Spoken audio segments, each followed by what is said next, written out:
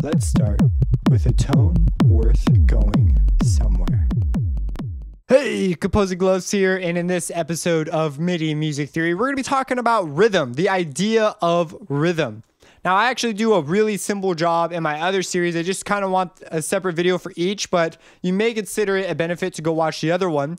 Rhythm, where this video is to raise awareness of what rhythm is. Rhythm is when you take pitch of some kind. It could even be noise. That's, I guess you could call that a pitch. It's sort of random. I guess pitch would have to be a periodic oscillation. So you take noise, you take pitch, you take sound, vibration, and you take that vibration and you modulate it to time, to some sort of a meter.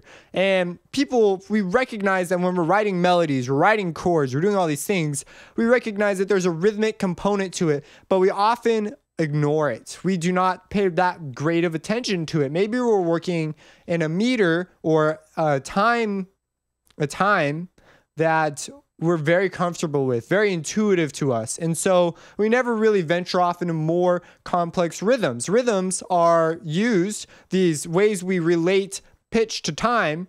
When I say pitch, just any kind of sound or vibration, the way we relate these to time form fundamental genres. And a lot of times, if you're having trouble composing, you're missing, there's three real sections to this. There's rhythm, how you've related your pitch to time. There's the pitch itself. So, your spectrum, I include in pitch. So do you have a full sound? Does it need a full sound there? Do you need more contrast? Do you need more harmony? Like what's going on over there? And then the last one is timbre, which is one that you get into in more advanced versions of theory. When you get into arrangement, it deals more with things like that.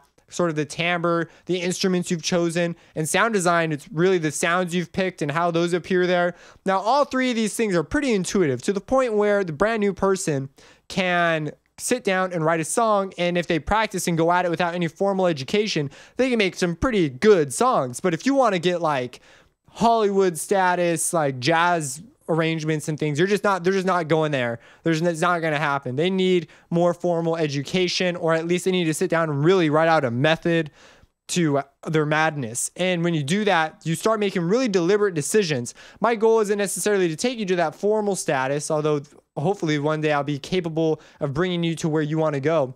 But we're going to talk about rhythm right now. So I say all this because we need to be conscious that rhythm is a huge part of it. If you want to make like a deep house track versus a classical music track. Maybe you're writing some classical music in FL using the piano roll and you like the sounds you get. It's much easier to interface with sounds and make it exactly the way you want. So you're going to do it in FL or Ableton or whatever DAW you're using. So rhythm has this thing to it. So once we relate pitch to time, there's all these different methods we have to go about it. I'm just going to really quick, we'll just use a kick drum as an example. So this is something that may be more difficult to do in FL, but there are particular meters that relate rhythm, particular kinds of rhythms, and they're intuitive to work with.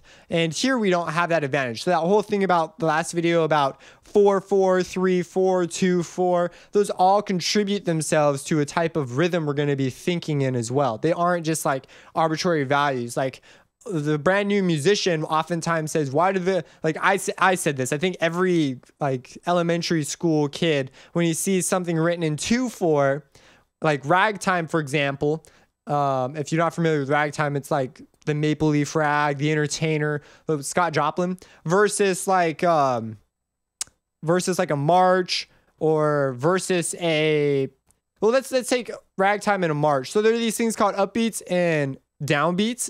And a big thing about ragtime is the way it approaches upbeats. It approaches them differently. It's not the same as a march. It's why it's called ragtime. And actually, doctors at the time said that ragtime was bad for you, for your heart, because you were listening to things that didn't fall on the strong beat in music, and therefore it would throw your heart out of sync. And there's this weird sort of theory. It's totally false, but it was just kind of funny how rhythm was sort of perceived back in the day, and innovations in it included like jazz. And now we've really opened up the bucket of chords and ways of things that we've really opened it up in the way we approach things now. Now it's like free for all. We have guys like John Cage who say that because everything has been calculated to happen, because it's basically predestination, all sound is technically music because it was already going to happen. Like it was already planned. Now this gets into philosophy and all these other ideas that I'm not going to talk about right now because this is like basic rhythm 101.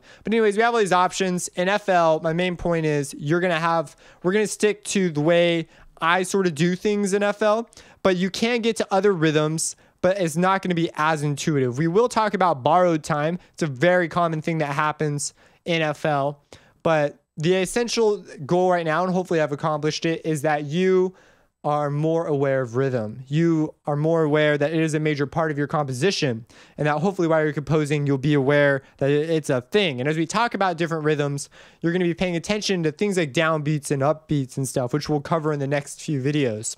So if you have any questions about rhythm, let me know. It's quite the interesting topic, and it can get pretty darn philosophical. So none of this philosophical jazz. I'm a big fan of philosophy, but this is more for rhythm. If you have, again, any other questions, let me know. Subscribe, and have a blessed day.